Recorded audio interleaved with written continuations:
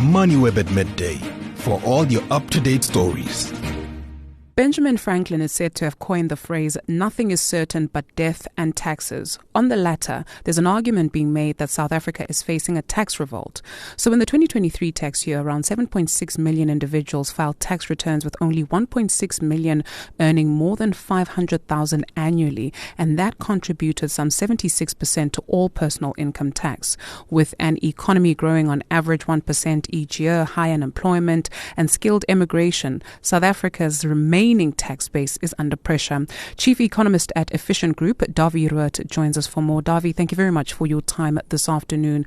Maybe let's start with an introduction, if not a reminder, of South Africa's fiscal landscape. How would you describe it? Hello, very nice talking to you. Well, if you look at the budget, when you talk about fiscal policy, you usually refer to the budget. And the budget consists of all sort of things. Like, for example, the revenue side, the various taxes, and where the main tax revenue comes from. Like, for example, personal income tax is the most important revenue source to the Minister of Finance. And you mentioned some numbers there. There are, of course, value-added taxes, a very important tax as well, company taxes, and a number of other taxes, like the fuel levy and the sin taxes and so on. So that's the revenue side of the budget. And of course, there are some people that pay much more than other people on the revenue side, and we can talk about that just now. On the expenditure side, the money goes somewhere, and it typically goes to things like, for example, education, the biggest expenditure item, but also to interest and the various grants and that sort of stuff. So money goes somewhere. And then the third aspect of a budget that is certainly important is the money that the politicians borrow on our behalf. It's called the fiscal deficit, and the Minister of Finance has been borrowing a lot of money on our behalf. And in the process, what has happened, the state debt levels has reached very dangerously high levels.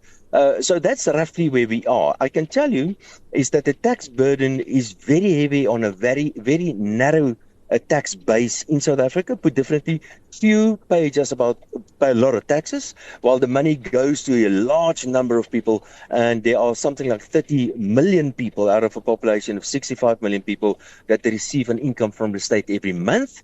And then the third thing, the tax or the debt levels have reached really very high levels, something that we all need to be very, very concerned about.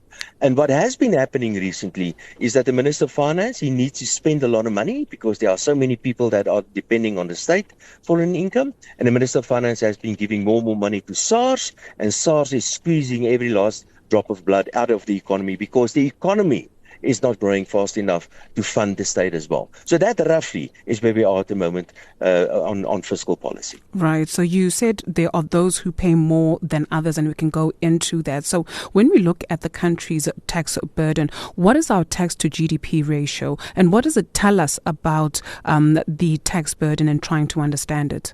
Okay, tax to GDP ratio, that's actually quite a difficult question. And let me tell you why. Because the expenditures percent, and maybe let me just interrupt myself for a moment. When we talk about taxes and when we talk about state expenditure, I'm referring here specifically to the national accounts. That's what the Minister of Finance is responsible for. There are many other authorities as well, the local authorities or the state-owned enterprises or the provinces, or even things like, for example, the road accident fund. They're all part of the state, if you like, but let's just concentrate on the national accounts.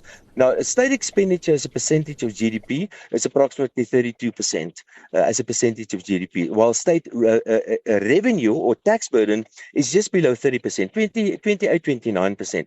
And the difference between the two is a so-called fiscal deficit, and that's what the Minister of Finance borrows. But remember, the deficit, the money that he borrows, we have to repay that. So the deficit is nothing but postponed taxes. And the day will come that we actually need to pay off that debt. So the right way of trying to answer your question, what is the revenue as a percentage of GDP, that is actually equal to the expenditure to GDP, because expenditure consists of, revenue plus the deficit, which are both actually part of the tax burden. So the answer to that is more than approximately a third of the total economy is spent on state expenditure or then on taxes. Speaking at the Kragdag conference, you made the assertion that a tax revolt is already underway in the country. What is it that you're seeing with your client base that suggests this? Just for interest, the first tax revolt that I'm aware of in South Africa happened in the 1800s in the then Natal, when especially the Zulus revolted against a poll tax. A poll tax is where you pay a fixed amount of money. Everybody pays exactly the same amount of money. But what we've seen in South Africa, the tax burden has been going up, creeping up.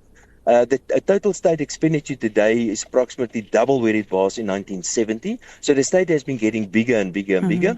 And that's the nature of all of us. We all want the state to spend money on me, but I don't want to pay the taxes. And that is, I guess, the biggest flaw of a democracy. If we all vote for politicians that will spend money on me, but we don't want to vote for politicians that are going to take taxes away from me. But what I have seen, and I think this is not only an emotional reaction, but there's a lot of actual economics behind this as well. People are really getting quite aggressive when it comes to tax planning. We know what happened to the toll roads. That's a very good example, where people simply stop paying the tolls. That is, in a way, a tax revolt. I know when people come into my office what they tell me about taxes and what they think about taxes. One should have sympathy for this, because the tax burden as it is very unfair. And we can talk about that if you want to. But not only is it very unfair, people are very unhappy with the way money is being spent. We know about all this corruption and about all these commissions and so on, and how the money is spent. And people don't like that. People quite often tell me, but listen, I'm happy to pay taxes, but the money must be well spent. I can also tell you, objectively seen, South Africa's tax burden is higher than similar countries in the world. But compared to, say, the advanced countries like the rich world, South Africa's tax burden is actually on the low side. But there are some other factors as well. South Africa is inequality is much higher in South Africa than, for example, in European countries, and the redistribution effect of the fiscus in European countries is much lower than in South Africa. Let me just tell you what I mean by redistribution effect, and that is that I mentioned that the guys paying the taxes are not the guys receiving the benefits of those taxes mostly. And that means that the state takes money from the rich and gives to the poor, in simple terms. And the redistribution effect of the state in South Africa, and I've done the calculations, is probably the highest in the world. Not necessarily that is wrong. There are many reasons for that, but I'm just saying that the guys paying the taxes are not the guys getting the benefits, and the benefits are not always that well spent either. So yes, without a doubt, people are very unhappy about the tax burden. I think for some time now, South Africa has been talking about, or the president of South Africa, even before the GNU, a social contract, because to your point, people don't mind paying taxes as long as they see where their monies are going. Unfortunately, that's all the time we can afford this afternoon. We do know that you're driving, Davi. Thank you very much, and safe travels for joining us here on Moneyweb at midday. Davi Roth is Chief Economist at Efficient Group.